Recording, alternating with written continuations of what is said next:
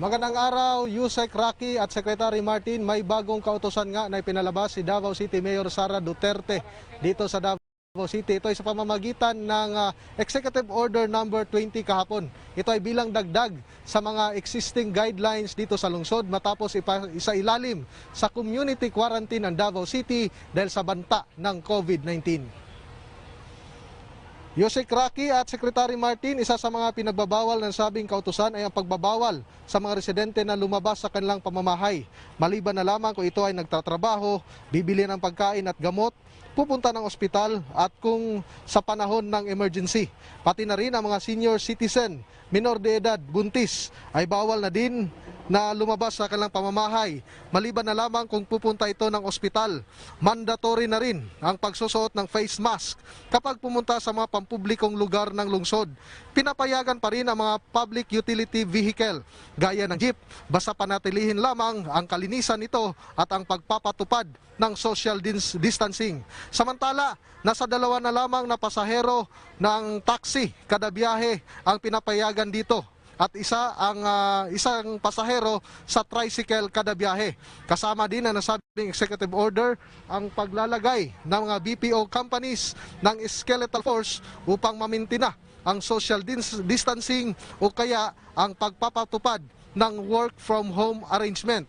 Kung sakaling mabibigo sa assessment ng LGU Davao City, ang isang BPO company sa nasabing mga opsyon ay maaaring ipasara ito. Kasali din sa nasabing kautusan ang paglalagay ng isang entrance at exit sa mga palengke ng lungsod upang maiwasan ang pagsiksikan ng mga tao. Maging ang mga sari-sari store ay dapat sarado na pagdating ng alas 9 ng gabi. Ipinaghahanda din ng mga pampubliko at mga pribadong educational institution ng lungsod na magsagawa ng online enrollment system at posibleng online class sa mga buwan ng Abril hanggang Hulyo 2020. Ang nasabing mga dagdag kautusan ay nakatakdang ipatupad ngayong araw ng Huwebes.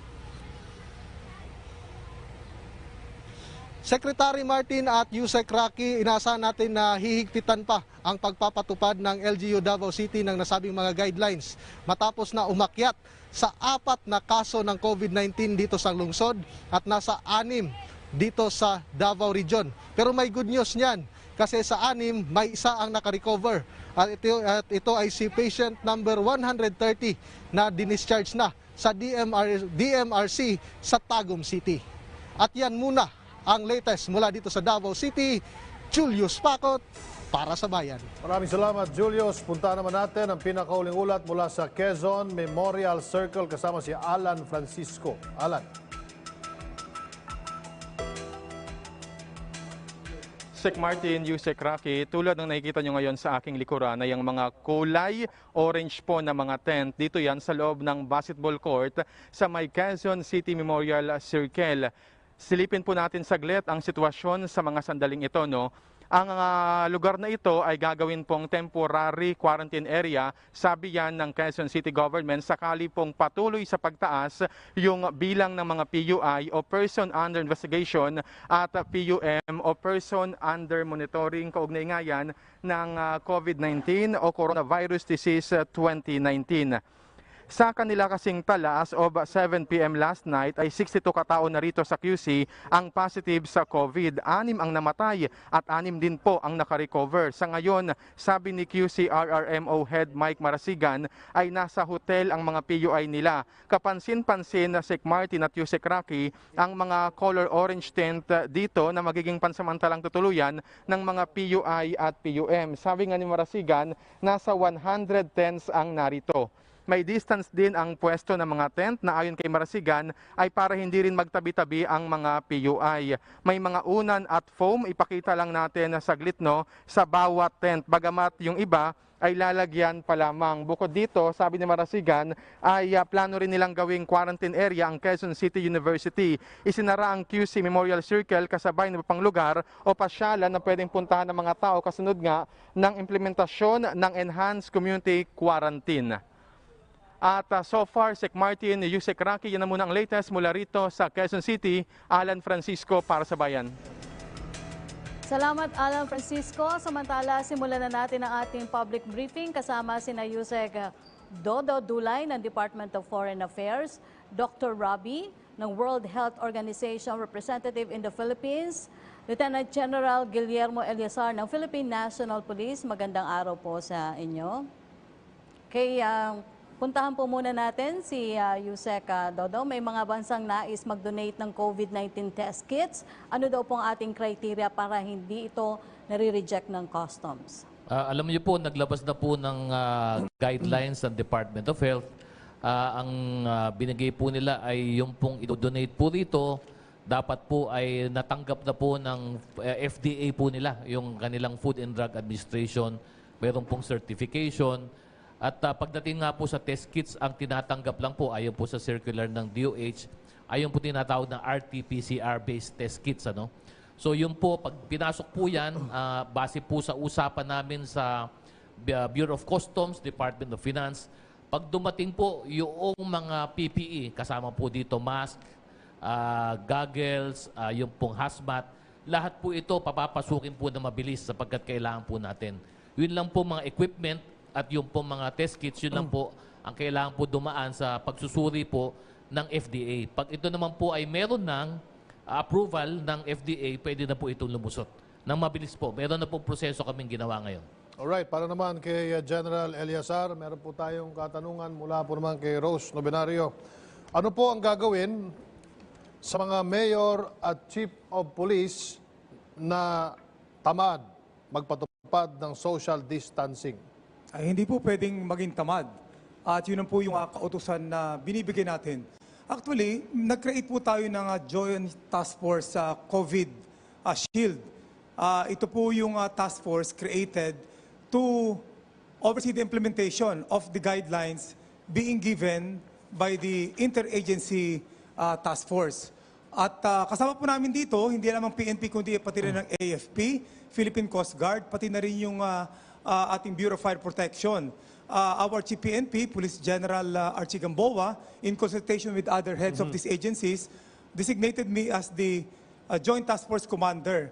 And then ito po ay replicated sa lahat ng mga regions natin kung saan itong mga regional directors natin, sila po yung Regional Task Force Commanders at naandun lahat ng agencies to under their supervision. So ang aming pong ginagawa basically is based sa guidelines na binibigay ng Interagency Task Force, kino-convert po namin siya dun sa basic requirement natin para alam ng pulis ang gagawin nila. Alamin natin kung sino ba yung mga persons, those authorized persons outside the presidents. And nakita namin po na halos araw-araw dahil nga may mga updates na ginagawa ang ating Interagency Task Force dahil araw-araw sila nag-evaluate, we are updating the list of these authorized persons outside residents na nagsisilbing Bible ng ating mga pulis. So in essence, ito ang sinusundan nila. Kaya nga ang ating purpose is really to prevent the unauthorized persons roaming around.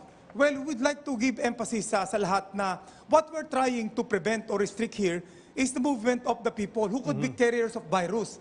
Not the cargo na ito ngayon is kailangan natin to sustain the basic needs of our people who are in quarantine. Kaya't nananawagan po tayo sa lahat na tayo po magtulungan dito. Ang kaunting challenge namin nakita po, Sec Martin and Yusek Rocky, is that yung mga guidelines na binibigay ng Interagency Task Force dahil sa kagustuhan ng ibang mga local government executives or units, hinihigpitan nila maigi para sa kanila, in a sense na nakokontra nila itong basic guidelines na ito. Yung pang hinaharang nila, pati yung mga cargo na dapat freely nag-move doon, and masyado mahigpit doon sa mga authorized persons naman. Kaya nga ang ating PNP, since we are the ones manning the different quarantine control points all over the Philippines, not just in Luzon, talagang meron kaming tuloy-tuloy na koordinasyon para dito. At just in case meron konting problema, andyan po yung aming mga ibang departamento na tumutulong, like Secretary Anyo, para po plansyahin yung hindi pagkakaindihan ng ibang mga LGUs with the PNP, knowing that our commanders in the field, the chiefs of police, provincial directors, under the operational control or supervision of our local government executive yan. So napaplansya po natin yan. At for the past 7 days, 1 week na po tayo, nakita naman natin yung ating improvement na nakikita sa pagpapatupad ito. Sec Martin. Alright, General, meron po tayong tanong para kay Dr. Rabi. Which is more contagious? or who can spread the infection to others more, the asymptomatic or the symptomatic positive cases? So we have reiterated over and over again that this disease is transmitted largely by symptomatic people. The evidence that asymptomatic people are transmitting this disease is very weak. In our estimates, almost 90% of the disease is transmitted by symptomatic people, and so we need to focus expressly on those symptomatic people to maximize the benefit of the enhanced community quarantine that is now being implemented. All right, Rocky? Yes, a question for Dr. Rabi. There are reports from Italy and South Korea that the loss of taste, smell is an indication that one has contracted the virus. Has the WHO looked into this? Should the DOH also consider the symptoms in testing patients? We have heard of these reports. These have not yet been confirmed. The focus should be on the key clinical features of this disease, which is largely acute respiratory infection accompanied by fever and sore throat.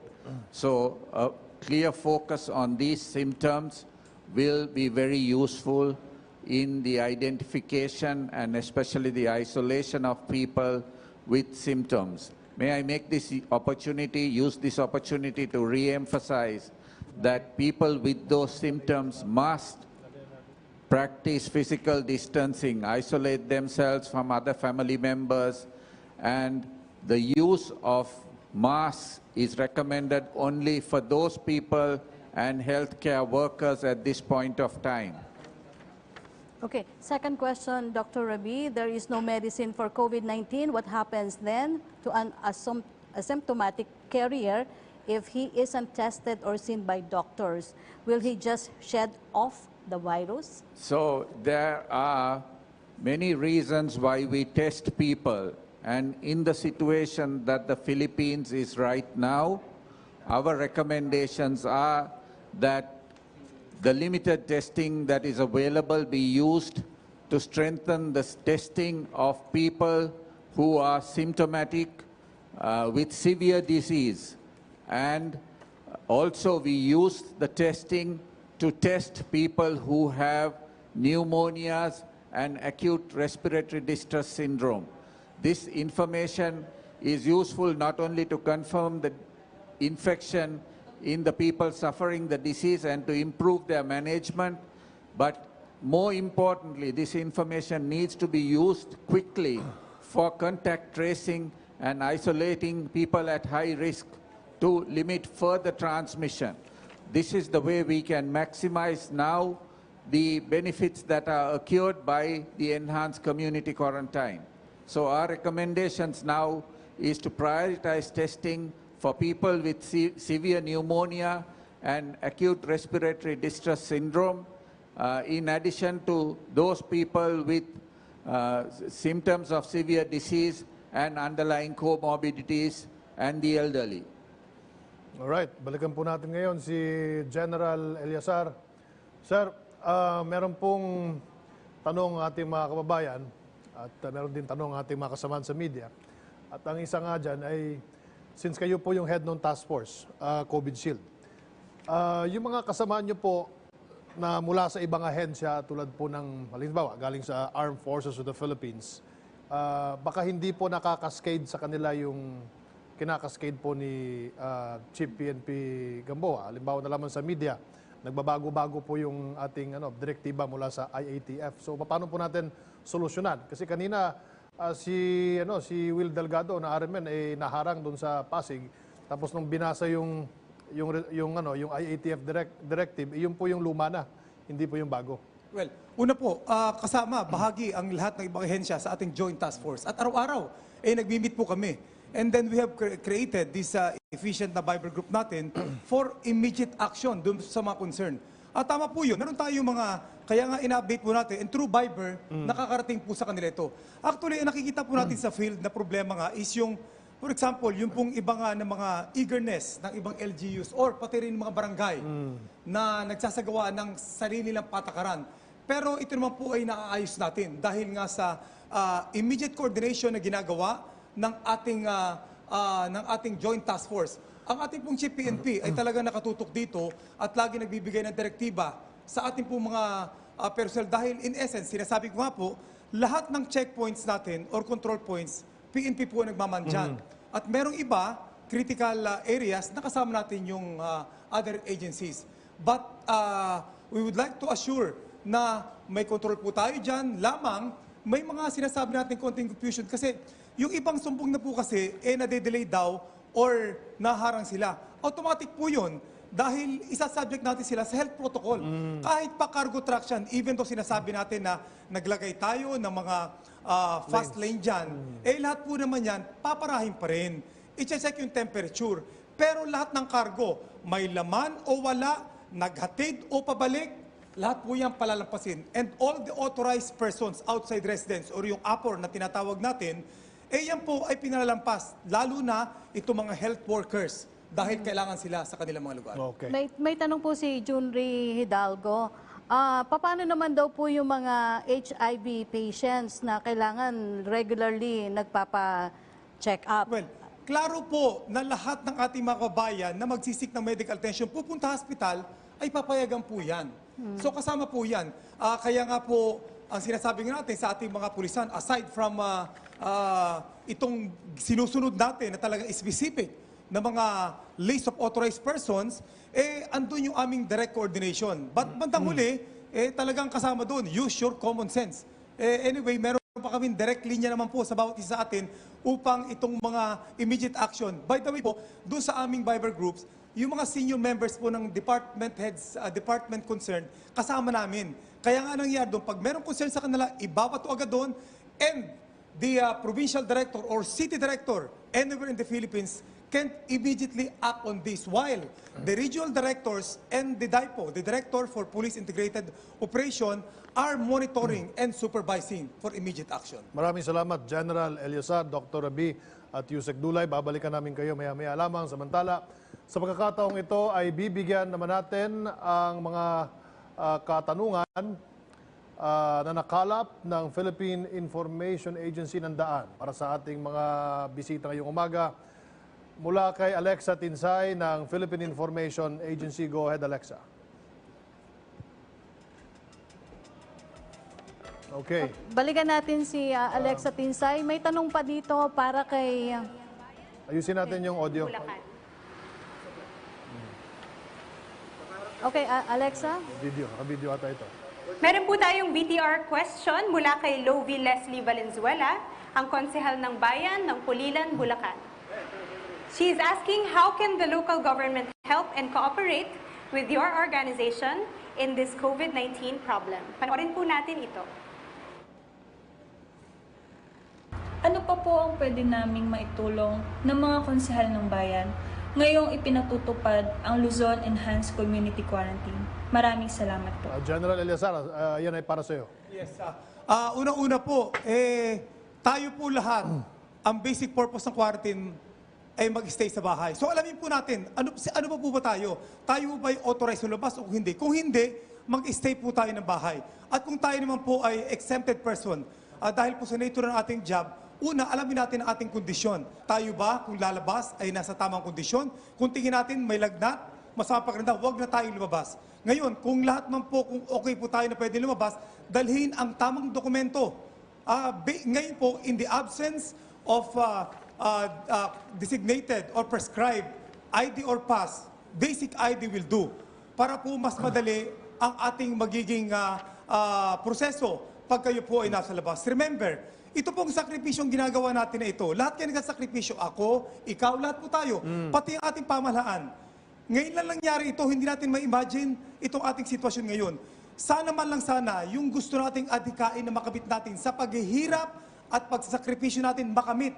Dahil sayang kung in spite of our difficulties or paghihirap, hindi natin makakamtan yung gusto natin na makontrol itong virus to. So ang ating pong papausap sa lahat ang inyo pong may tutulong, maging responsable kayo, magstay kayo ng bahay at wag nang makipagsiksikan pa sa mga lugar kung saan ito ay naging problema sa pag-i-implement ng mga guidelines na ating pinatutupad. Salamat Alright. po. Thank you, General. Alexa? Meron ba si Alexa? Ang sumunod naman po na tanong ay tungkol rin po sa tungkulin ng barangay. Ang tanong po ay mula kay Alex Molas, community leader mula sa Isabela, Basilan. Panoorin po natin ito. Ano ba ang malagang tungkulin ng isang barangay LGU para sa pagsugpo o sa pagkontrola o sa pagmonitor ng COVID-19? Ang dapat pong gawin ng ating mga barangay, like mga barangay tanod, tumulong po kayo para sa inyong lugar na sasakupan, mapaalalahanan. Ito mga kababayan natin, mag-stay ng bahay. Ang ating pong pulis, usually ating binabantayan itong mga quarantine control points. Hindi namin po pwedeng puntahan lahat ng sulok at lugar ng ating mga komunidad. Kung kaya't kayo po nasa inyo, malaking tulong para doon sa mga lugar sa ating mga barangay na inyong puntahan at sabihan ang mga kababayan natin na magstay ng bahay at huwag lumabas. Yun po ang inyong magagawang malaking tulong para po sa ating quarantine program. Okay, maraming salamat Maraming salamat po. Salamat sa iyo, Alexa Tinsay ng Philippine Information Agency. Samantala sa puntong ito, makakasama naman natin o makakausap natin ang alkalde ng Lucena City sa Quezon na si Mayor Roderick Alcala. Magandang umaga po, Mayor. Magandang umaga naman po kay Secretary Martin Aldanar at kay Yusek Toby Rakias. Morning po, Mayor. Mayor, kahapon daw po may panibagong kaso ng COVID-19 na naitala sa inyong lungsod. Ano po yung aksyon na inyong isinasagawa para maiwasan po ang pagkalat nito? Okay, ngayon po ay masasabi po natin na ang dalawa po nating case ay nasa UMC na po ngayon at nagbuo na po tayo ng team para ang ating po tinatawag na contact tracing makita po natin kung sino po ang mga nakausap po nila. Opo. Pagdating naman po sa peace and order, kumusta na yung kooperasyon ng iba pang mga nasa barangay dyan? Yung pakikipagtulungan din siyempre ng mga residente sa inyo? Dito po sa amin sa lungsod po ng Lucena, meron po tayong 70,000 household. So dito po ang ginawa po namin, meron lang po kaming ina-allow na quarantine pass, 10,000 per day, 5,000 AM, 5,000 PM, at 6 days lang po namin kung pwede na sila lumabas. Opo. Pero nagsimula na rin po ba kayo mamahagi ng mga pagkain at saka tulong doon po sa mga apektadong pamilya sa lungsod? Kami po ngayon ay magkakameron ng 5 beses na wave ng pagbibigay. Nakausap na po natin ang ating pong mga barangay at nakapamigay na po tayo noong March 21. Ngayon pong March 25, tomorrow po ay LGU po ang mamimigay. Sa March 29 po ay barangay. Sa April 5 po ay LGU. At sa April 12 po ay barangay po ulit. At ang ibinili po natin sa ating po mga barangay officials ay ang lahat po ng ating 65,000 household ay bibigyan, wala pong pipiliin. Alright. Mayor, meron po ba kayong maikling panawagan sa ating national government? Okay, una po, sabi nga po natin, in case po na kung halimbawa at madadagdagan ang ating confirmed case, ang problema lang naman po natin ay ang pagpapakain natin sa ating pong mga kababayan. Alam po nyo, sabi nga natin, sa aming lungsod, marami po ang natulong po sa amin sa mga private sector at businessman para mabigyan po ng pagkain ang ating mga kababayan. Sa katunayan po, ang isa po nating negosyante na may-ari ng Pure Box, Mr. Lucio po, ay ipinahiram po ang kanyang hotel with 45 bedrooms na handa po natin itong ipagamit as isolation area po. Alright, maraming salamat, Mayor Alcala. Paparating natin yan mamaya sa IATF. So, Rocky, testing kits pa rin ang problema ng ating mga local government units. Samantala, dumako naman tayo sa pinakauling ulat mula sa iba't ibang lalawigan sa bansa. Mula sa Philippine Broadcasting Service, makasama natin si Dennis Principe. Yes, Sec Martin, at yun sa Krake, maraming salamat. Magandang umaga po. At dito naman po sa Radyo Pilipinas Uno ay iba't ibang mga balita naman po ang ating nakakalap sa iba't ibang panig ng bansa. Unahin po natin sa Tayug, Pangasinan. Timbog sa entrapment operation ng NBI, ang mga negosyante nagbebenta ng alcohol online na 300% na mas mataas sa suggested retail price ito sa kabila ng umiiral na price freeze. Ayon sa NBI, nakatanggap sila ng report na nagbebenta ng overpriced alcohol online ang tatlo. Nagpanggap umunong buyer ang NBI agent at kinontak ang mga ito. Nang magkaabutan kahapon ay agad inaresto ang tatlo. Kumpiskado ng mga otoridad ang 2 kahon ng alkohol na ibinebenta sa halagang 8,000 kada kahon o katumbas ng 133 per 250 ml na alcohol. Ayon sa DTI, 36 pesos and 75 centavos hanggang 41 pesos at 75 centavos lang ang SRP bawat bote ng alkohol. Git ng isang sospek, nabili lang din nila ang alkohol online sa mataas na halaga.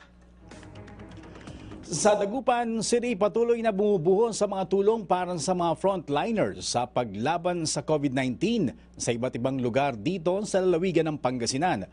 Mula ang mga ito sa iba't ibang individual, grupo, organisasyon at sa mga LGU upang ipakita na hindi lamang ang suporta sa kanilang kabayanihan kundi higit sa lahat ay pasalamat sa kanilang ginagawang sakripisyo upang malabanan natin lahat ang banta ng COVID-19. Ang mga tulong na dumarating ay mga pagkain, face mask, hygiene kits, libreng sakay sa pagtungo sa kanilang trabaho. Dumako naman tayo sa Albay na mahagi na ng relief goods ang DSWD Bicol sa mga lokal na pamahalaan sa rehiyon matapos ipatupad ang enhanced community quarantine sa Luzon. Ayon kay DSWD Bicol Regional Director Arnel Garcia, nagumpisa ng mamahagi ng relief goods ang kanyang tanggapan sa mga LGU sa rehiyon bilang augmentation support sa mga ito.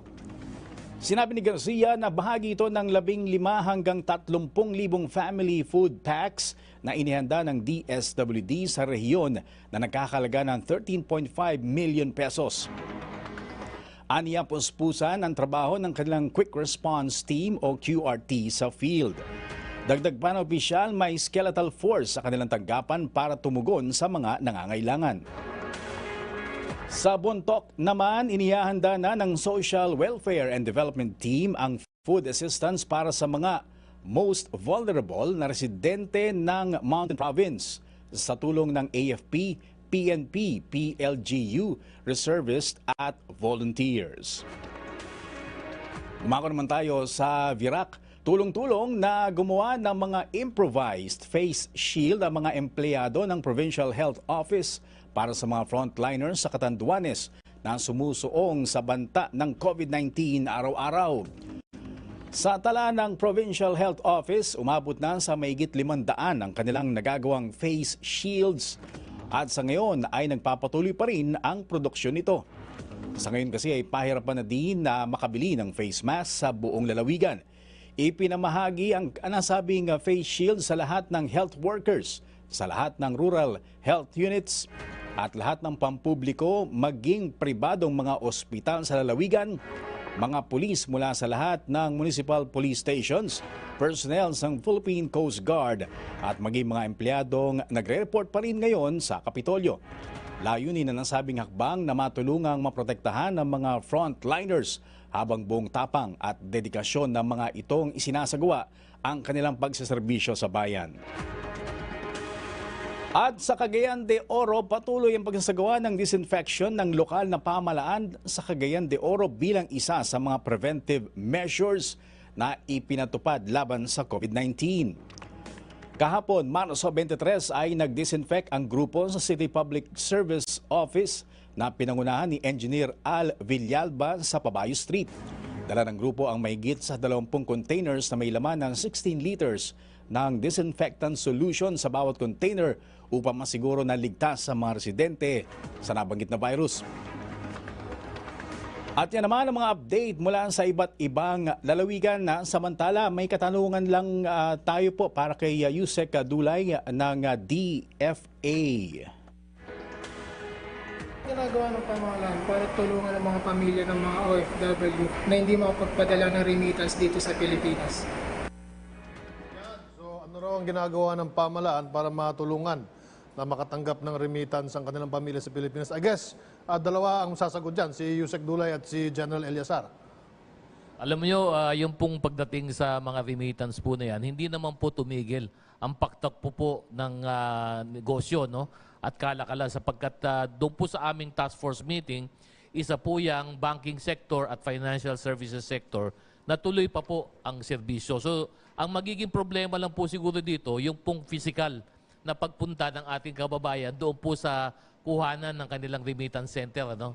Doon siguro yon. At yun naman, siguro si General Eliazar, pwede naman pakipag-ugnayan siguro sila sa kanilang mga barangay chairman.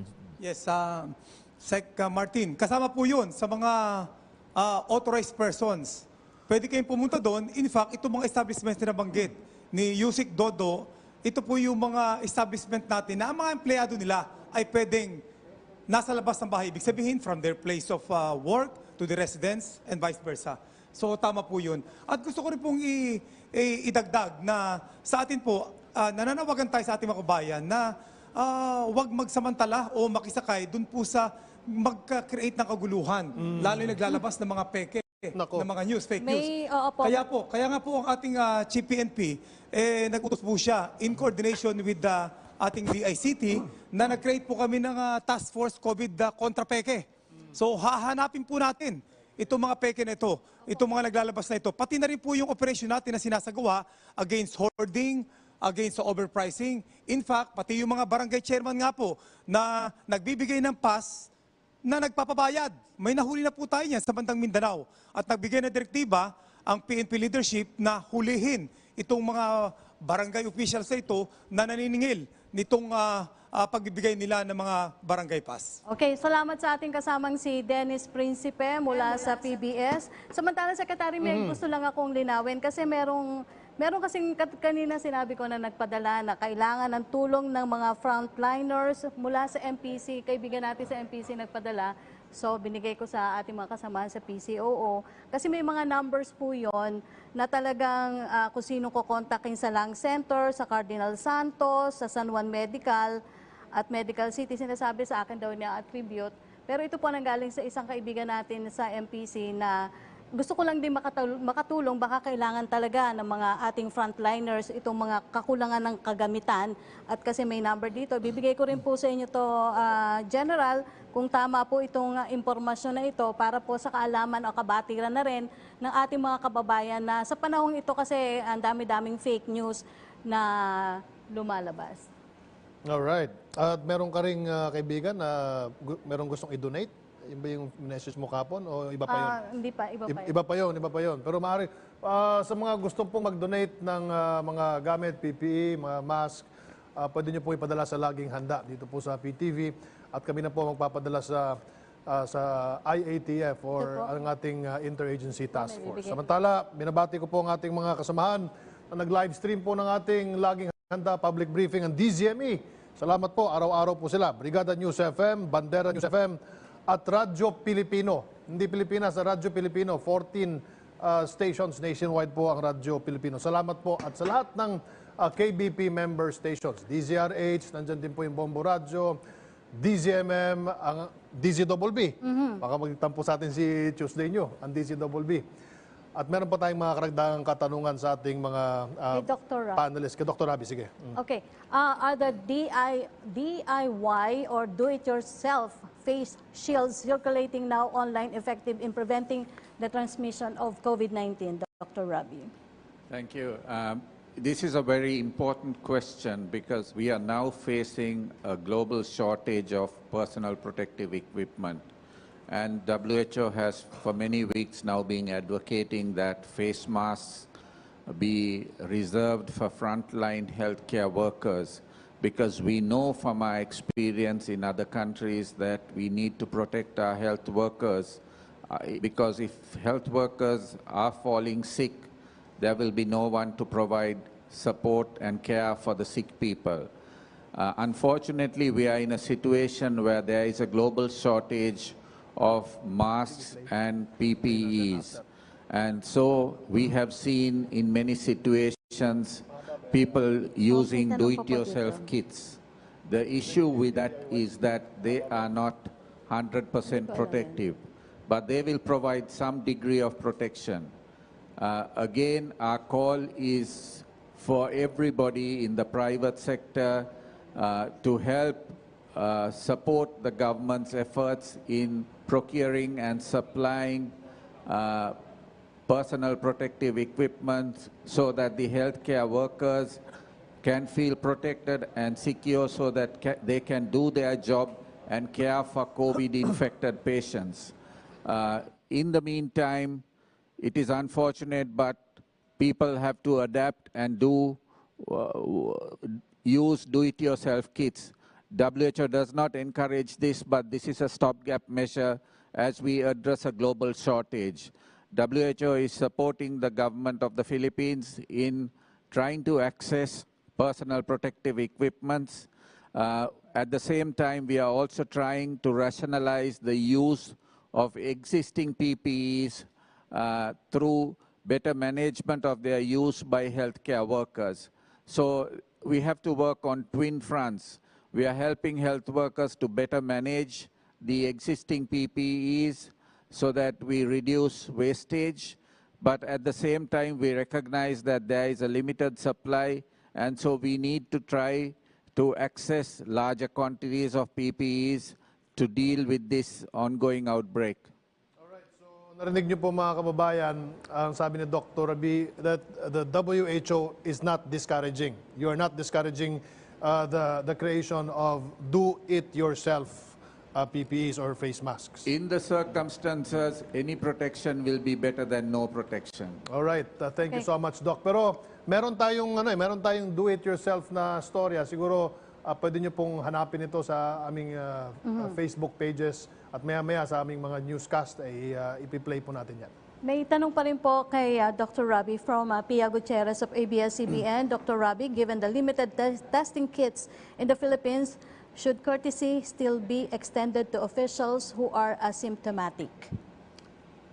Our position has been that testing should be used in these circumstances to delay the outbreak's upsurge. And so our advice has been very clear. Our recommendation is that we used a prioritized stepwise scheme to test the severely ill with pneumonia and acute respiratory distress syndrome, and use the results of that testing to identify potentially infected other people through contact tracing to limit amplifying effect of those events.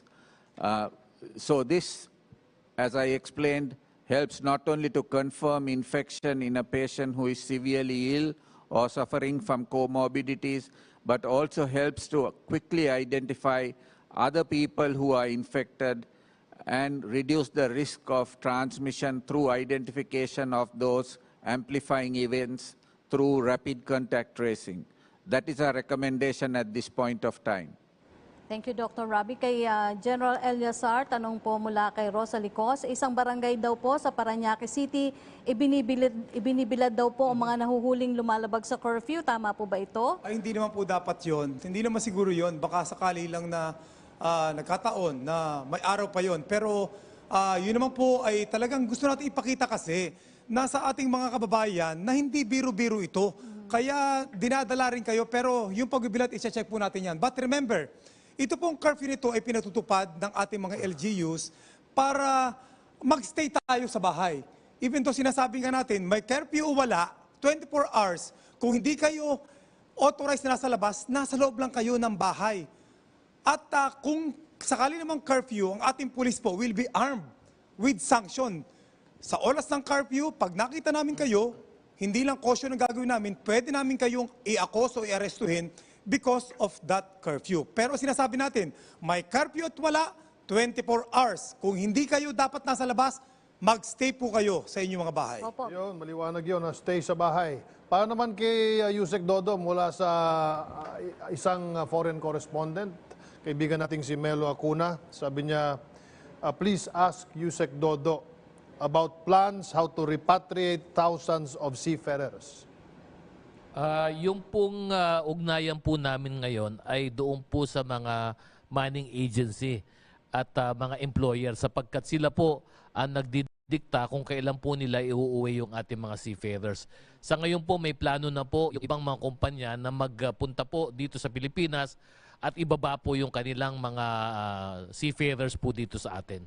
So handa po ang DFA dyan, nag-ready na po kami ng isang team para po salubungin po silang lahat na mga babalik po dito sa Pilipinas. Alright, General Eliazar, ito, nako, paulit-ulit na tanong ito at natatanggap ko ito sa aking Viber, sa aking text, pati sa aking Facebook Messenger. Meron po ba tayong protocol dun sa burol, sa mga namamatay, binuburol at nililibing? At ano po yung protocol na yun? Sinama po natin yun na una, ang pwede lang pong sumundo or makipaglibing, dito po yung immediate family. So hindi po yung extended family. So wala pong wake, wala na, mismong libing na. So, kasi yun po is mass gathering. Iba po ang sitwasyon natin, alam natin meron tayong kultura, may relihiyon, pero iba po itong ating sitwasyon ngayon. So sinasabi po natin, kasama na sa exception dun syempre, ito magbibigay ng huling basbas. Whether minister, pare, imam, or pastor, yun lang po yung exempted na pwede mag-travel from their home to that place at saka pati na rin sa sementeryo. Aside from that, wala po. Dinidiscourage natin, wala yung burol, walang wake, kayo lang doon, at paglibing, yung mga authorized persons na sinasabi lang natin. General, linawin natin na ito ba ay para lang sa mga COVID cases o sa lahat Sa ng lahat. kaso? Sa lahat po ito. Okay. Dahil ang iniiwasan natin dito po yung mass gathering, mag-ipon-ipon tayo, magsama-sama tayo. Yun ang ating iniiwasan. Lalo na kung itong burol kagaya ng dati, na dikit-dikit, kumpul-kumpul ang ating mga kababayan. Okay.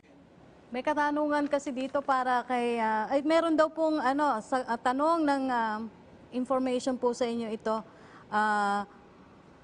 kay General Eliazar. Doon daw po sa Iligan, mayor ng Iligan City, parang ayaw daw po padaanin yung cargo trucks. Alam niyo po, yun ang sinasabi po natin.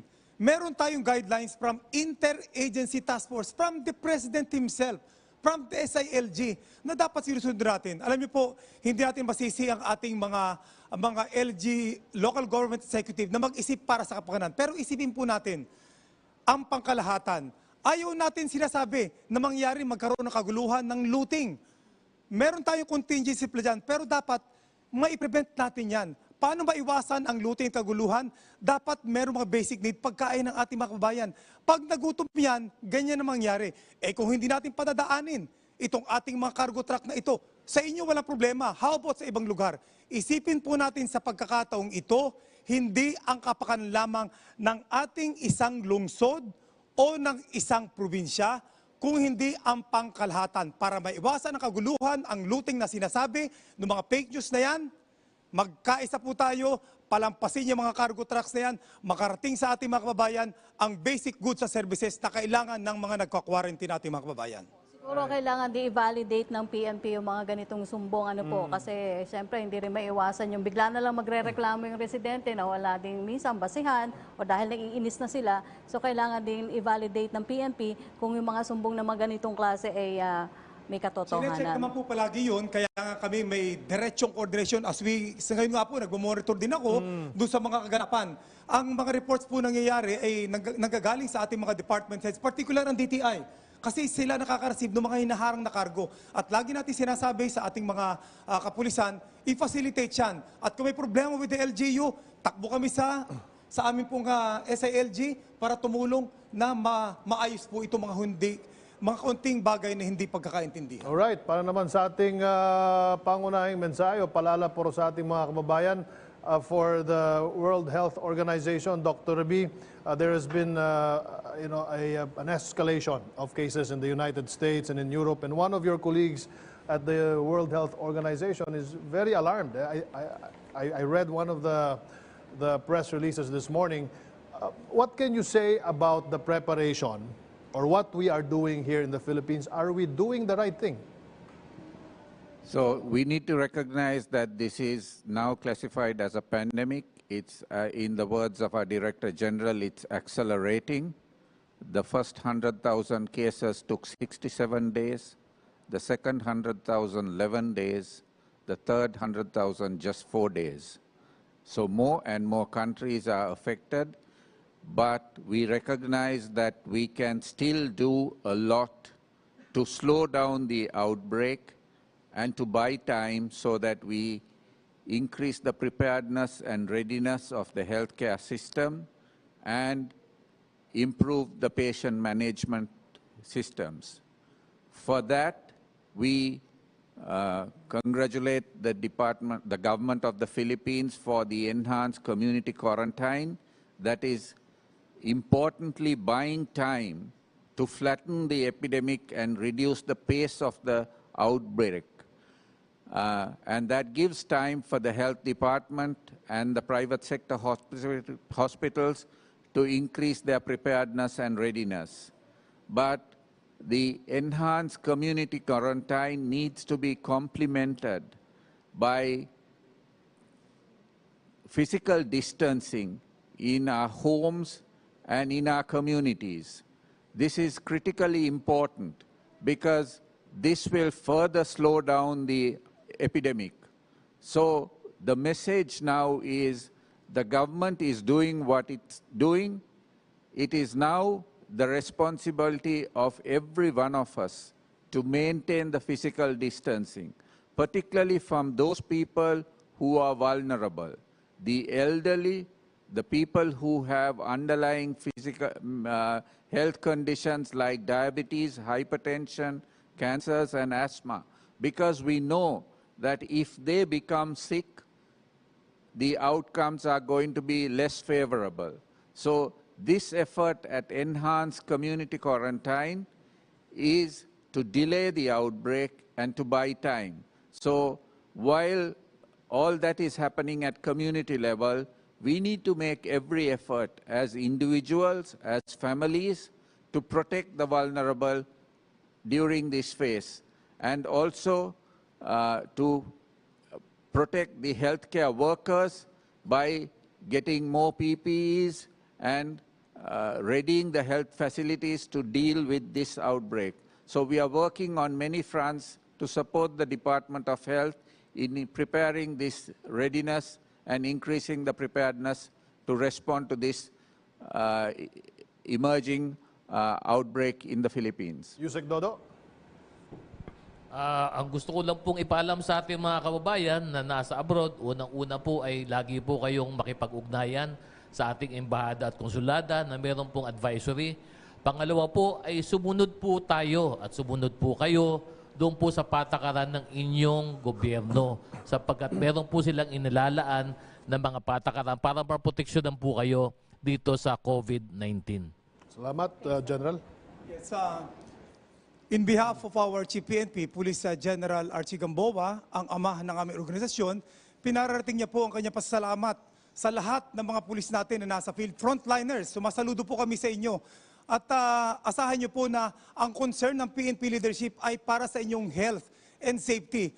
As we speak now, ako po nakikita nyo bilang Deputy Chief PNP for Operations para nangunguna dito sa aspetong operation. Pero as we speak, ito pong aming Deputy Chief PNP for Administration, Police Lieutenant General Cascolan, pinangungunahan po yung kanyang meeting with all the directorates on administration para po siguraduhin na lahat ng resources na kailangan to support the police in their operation ay mabigyan po ng pangailangan sa utos ng ating Chief PNP. At the PNP leadership expect no less from every level of the command sa organization na ganun din ang gawin, tingnan ang kapakanan ng ating mga kapulisan.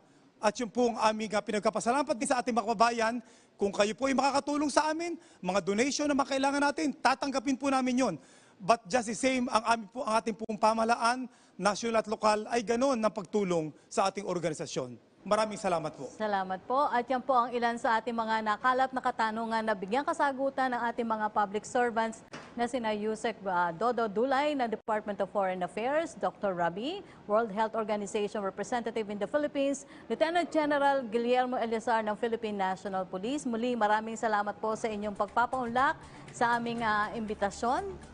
Maraming salamat din sa mga nakasama natin kanina, ang Philippine Information Agency, Philippine Broadcasting Service, Malacanang Press Corps, PTV Cordillera, PTV Davao, ganun din po ang kapisanan ng mga broadcaster ng Pilipinas. Maraming salamat po.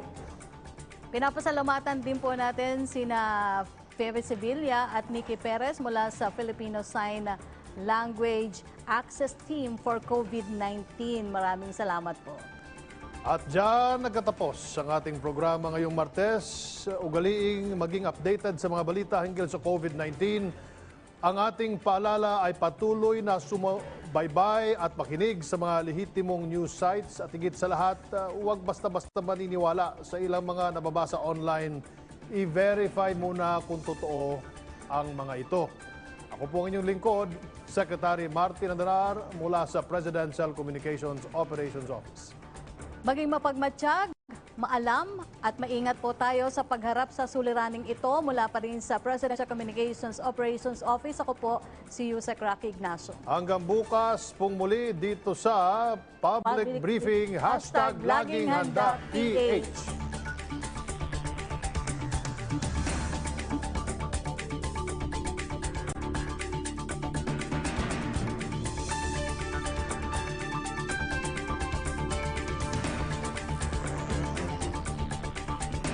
Protect yourself.